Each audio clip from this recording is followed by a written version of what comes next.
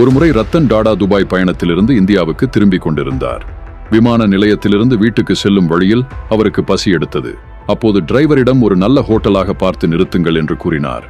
ரத்தன் டாடா ஹோட்டலுக்கு சென்ற பிறகு அங்கிருக்கும் சுவையான உணவை ஆர்டர் செய்து சாப்பிடத் தொடங்கினார். உணவு சாப்பிட்ட பிறகு எவ்வளவு பில் ஆச்சு என்று கேட்டார். அப்போது ஹோட்டல் உரிமையாளர் சார் 60 ரூபாய் ஆனது என்று கூறினார். ரத்தன் டாடா ஆச்சரியத்துடன், இவ்வளவு சுவையான உணவு வெறும் 60 ரூபாய் தானா? இதே உணவு 5 ஸ்டார் ஹோட்டலில் 1000 ரூபாய் ஆச்சே என்று கேட்டார்.